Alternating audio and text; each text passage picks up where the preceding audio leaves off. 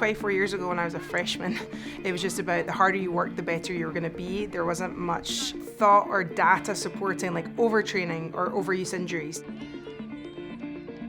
Athletics is not just the coach subjectively thinking this player should play or this player's fit enough to do this or that. There's just way too much data. In the past probably 5 to 8 years, as wearables have changed, so really driven the decisions that we make in practice and in games. We get real-time data. We get real numbers to be able to say, this is where our player's at physically. This is some of the numbers we're trying to hit. This is some of the things we have to keep in mind. Because at the end of the day, player safety is our number one priority. If you're playing safe and our players are confident and know they're being well looked after, they tend to be able to empty the tank and give everything they have within those parameters we're setting. At MSU, we really have a very unique environment for applying sports science and athletics.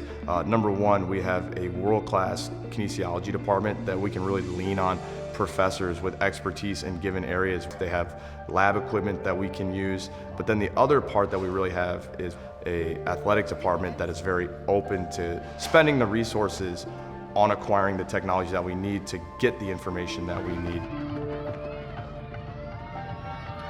It's about making sure that they can maximize their experience here. And we're doing that with nutrition, we're doing that with our facilities, but the ability for the student athletes to better take care of their bodies is important.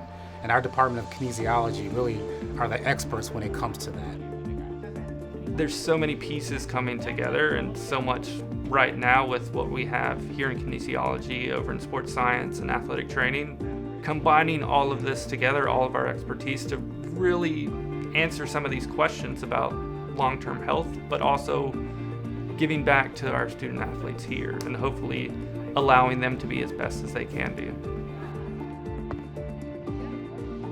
So what it allows us to do is have a resource, someone that is outside, they can see the latest trends in other sports, think about how that may apply and help us. Professor Harkey with kinesiology as a researcher and brings very much a biomechanist and a research-focused emphasis to what we do, and that helps us get the best info we can for our athletes.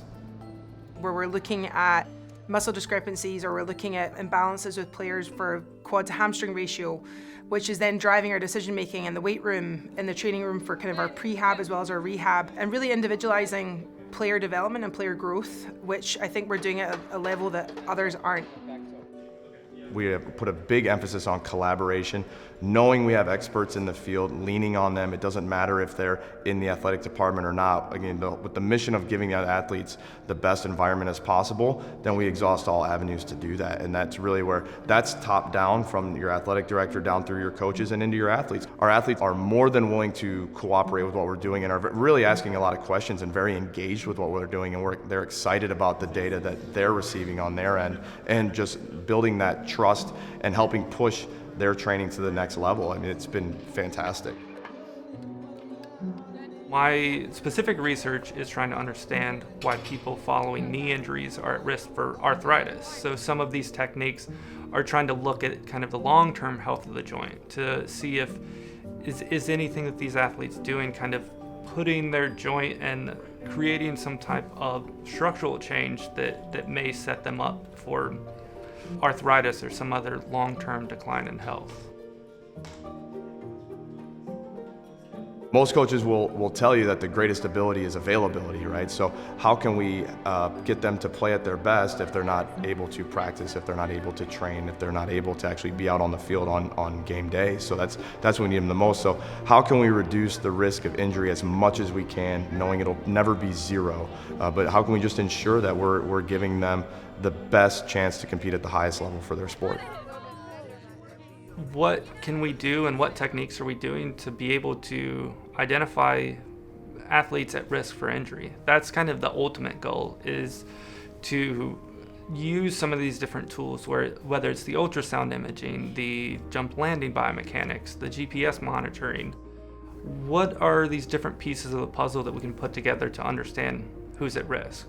Jim Pignataro was kind of the person behind all of this, and so for him not to be here to see this kind of playing out, You know, I know he'd be proud looking at where this has evolved and moved to, and I think that our sports science department as a whole, with Bill Burkhart, who's kind of leading the charge, we've got a lot of people that are full-time staff members, that are grads, master's students, that are here putting their time and energy into this, and they're passionate about it. They love the numbers, the data, the information. So I think we are in the front edge of this, and I think we're going to see more people that want to get on board to what we're doing.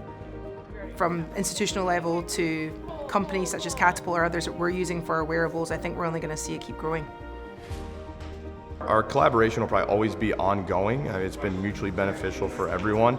My vision is that when an athlete steps on this campus, they can be assessed. We can know exactly what they're bringing wherever they're coming from, and we can design and implement the proper program for them to help them perform at the level they want to perform at, and should anything happen to them from an injury standpoint, knowing that they have best of care to get them back as safely and as effectively as possible. I think it's just this evolution of athletics as a whole, and I think for female athletes to feel empowered with their bodies and knowing how they can be better, and to me this can be a tiny difference in winning and losing, and that we're committing the time, the resources, the manpower, the energy to do this. It says a lot for our commitment to female student athletes here at Michigan State.